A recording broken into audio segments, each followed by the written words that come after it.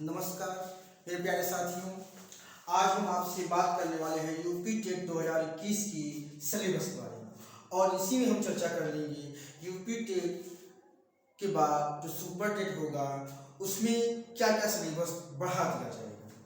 मेरे प्यारे साथियों, देखिए आपको इसका जो पीडीएफ लिंक है वो नीचे दिया गया है, वहाँ से आप इसका पीडीएफ डाउनलोड कर सकते हैं और आपके स्क्रीन पर भी सिलेबस दिख रहा होगा। मेरे प्यारे साथियों, जो आपका नोटिफिकेशन होता है उसमें जो सिलेबस दिया होता है और जो एग्जाम में क्वेश्चन आते हैं उनमें थोड़ा सा फर्क होता है। फर्क का मतलब क्या होता है कि नोटिफिकेशन में जो बातें होती हैं वो पूरी स्पष्ट नहीं होती। साथियों, नोटिफिकेशन में जो हमारा चैप्टर होता है पहला, वो कहा जाता है कि संख्याएं तथा संख्याओं का जोड़, घटाना, गुणा और भाग। लेकिन हम क्या बोलते हैं उसी को कि ये जो बातें हैं वो संख्या पद्धति में आती हैं और संख्या पद्धति अगर हम जान रहे हैं तो वहाँ पे क्या होगा, हमें संख्याओं के बारे में जानना होगा कि कौन कौन सी संख्याएं होती हैं, जैसे कि प्राकृत संख्या, होल नंबर मतलब पूर्ण संख्या, आपका अभाज्य संख्या, आपका परिमेय संख्या, आपकी सम संख्या, आपका सहभाज्य संख्या, ये सारी बातें। और साथियों उसके बाद आपका उसमें जोड़, घटाना, गुणा और भाग, ये बातें भी आती हैं। इसके अलावा कुछ क्वेश्चन आते हैं जैसे कि इकाई का अंक पूछा जाता है, साथियों इसके अलावा क्या होता है, आपका विभाज्यता के नियम पर आधारित प्रश्न पूछे जाते हैं, आपका शेषफल प्रमेय पूछा जाता है,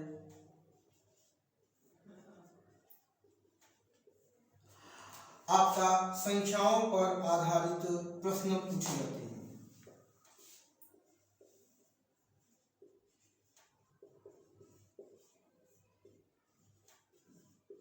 जैसे आपसे कह दिया जाए कि दो संख्याओं का योग 11 है, उनका गुणनफल 18 है, तो संख्याओं के व्युत्क्रमों का योग क्या होगा। साथियों इस प्रकार के क्वेश्चन इस पे आते हैं, आपके संख्याओं पर आधारित प्रश्न या संख्याओं का योग और संख्याओं का अंतर दिया है तो संख्याएं बताइए, बड़ी संख्या बताइए या छोटी संख्या बताइए। साथियों जो संख्या पद्धति का चैप्टर है वो इतना बड़ा होता है, जब इतना बड़ा चैप्टर होगा तो नंबर भी अधिक मिलने चाहिए इससे, सही बात है। देखिए इससे यूपी टेट में 3 से 5 नंबर के क्वेश्चन आपको हैं, सुपर टेट में आपके 2 से 5 या 2 से कह सकते हैं 3 नंबर के प्रश्न पूछ जाते हैं। साथियों ये जो चैप्टर होता है अपने आप में बहुत ही महत्वपूर्ण होता है, इससे क्वेश्चन जरूर आते हैं और हर वनडे एग्जाम में आते हैं। साथियों दूसरा चैप्टर होगा वो क्या होगा, आपका भिन्न। देखिए भिन्न में क्या होता है, वहां पे आपके सिलेबस में जो दिया जाता है वो कहा जाता है भिन्न, जोड़, घटाना, गुणा और भाग। लेकिन हम कहते हैं कि भिन्न का खाली जोड़, घटाना, गुणा, भाग ही नहीं, पहले हम जानते हैं भिन्न होती क्या है, भिन्न के प्रकार कितने होते हैं, फिर उसके बाद जानते हैं भिन्न का जोड़, घटाना, गुणा और भाग, और इस पे आधारित इबारती प्रश्न भी पूछे जाते हैं। फिर साथियों आता है तीसरा नंबर आपका दशमलव। अब दशमलव में क्या होता है, इसमें जोड़, घटाना, गुणा और भाग, ये सारी बातें पूछी जाती हैं। तो साथियों संख्या पद्धति में जोड़, घटाना, गुणा, भाग, इकाई एवं विभाज्यता से प्रमेय, संख्याओं पर आधारित प्रश्न पूछे जाते हैं। और आपकी भिन्न में क्या होते हैं, भिन्न के प्रकार, जोड़, घटाना, गुणा और भाग, छोटी भिन्न कौन सी है, बड़ी भिन्न कौन सी है, भिन्नों का आरोही क्रम, अवरोही क्रम, ये सारी बातें हम जानते हैं। भिन्न में दशमलव में क्या होता है, प्लस माइनस, गुणा और भाग, मतलब क्या, जोड़, घटाना, गुणा और भाग, इस पे आधारित प्रश्न पूछे जाते हैं। साथियों इसके बाद हम बात करते हैं चौथे चैप्टर के बारे में।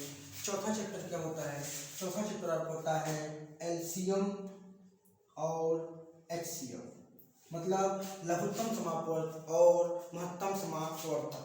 इसमें साथियों बहुत सारे सवाल बनते हैं और आपके एग्जाम में इस चैप्टर से भी 2 या 3 सवाल पक्का है कि आना ही आना होता है।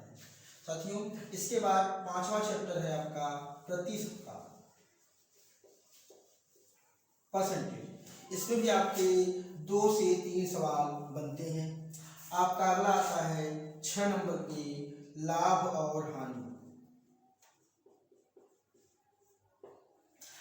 इसके बाद 7वां नंबर आता है आपका साधारण ब्याज।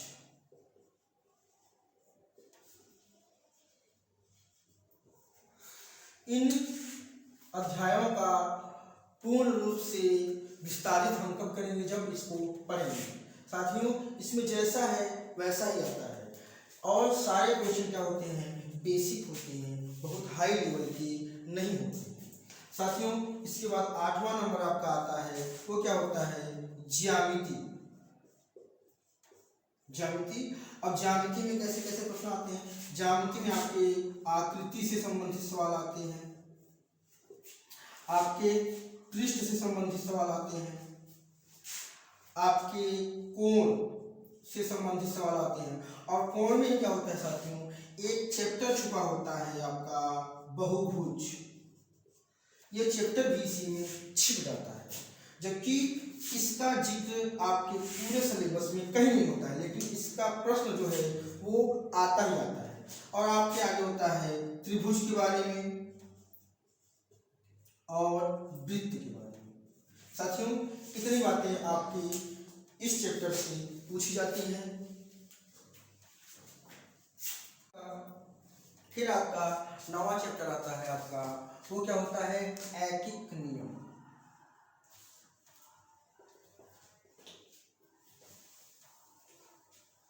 विद्यार्थियों, ऐकिक नियम बस दिया होता है आपके सिलेबस में, लेकिन इससे क्वेश्चन कैसे आते हैं ये पता नहीं होता है। साथियों, इससे क्वेश्चन कैसे आते हैं, इसमें अनुपात, समानुपात, चाल, समय, काम,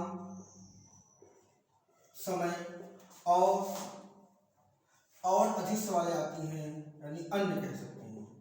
मतलब कह दिया जाए कि 2 वस्तुओं और या फिर 2 पेन और 4 कुर्सी का मूल्य 50 रुपया है, तो 1 पेन और 3 कुर्सी का मूल्य कितना होगा। ऐसे प्रश्न आते हैं अन्य में आपकी। फिर साथियों, इसके बाद हम बात करेंगे 10 नंबर मापन।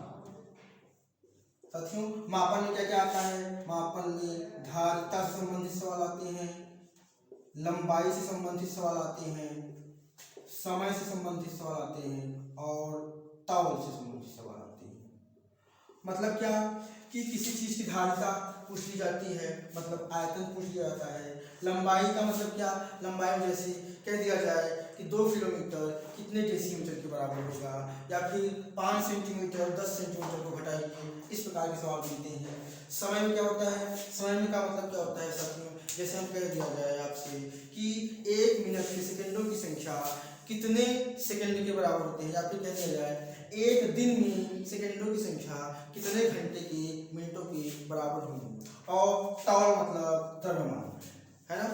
इसके बाद आता है आपका साथियों, इसके बाद हम बात करते हैं आपके 11वें चैप्टर के बारे में। इसमें क्या है, परिमिति और क्षेत्रफल। परिमिति का मतलब परिमाप होता है। अब देखिए इसमें कौन कौन से होते हैं जिनका हम परिमिति और क्षेत्रफल निकालते हैं।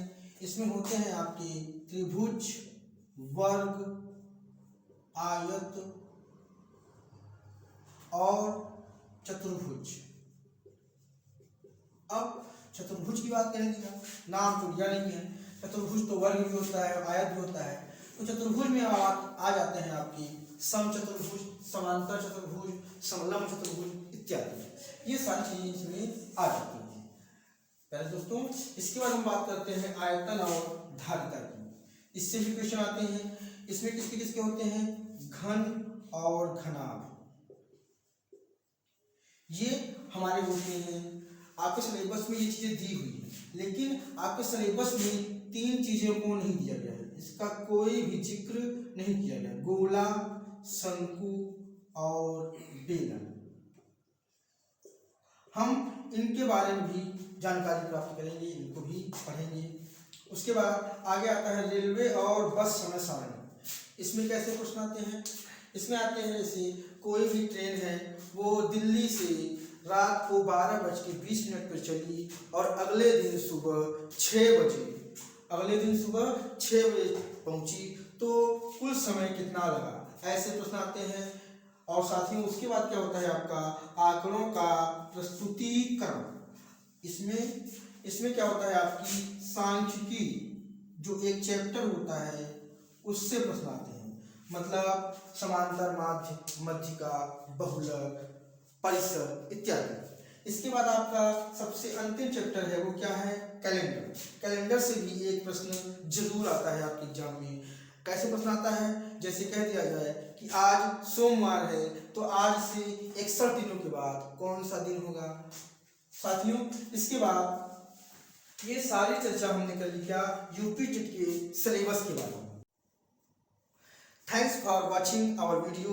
अगर आपको वीडियो अच्छा लगा हो तो प्लीज़ सब्सक्राइब करें, लाइक करें और अधिक से अधिक मात्रा में इसको शेयर करें, ताकि वीडियो हर एक बच्चे के पास पहुंचे जिसको इसकी जरूरत है।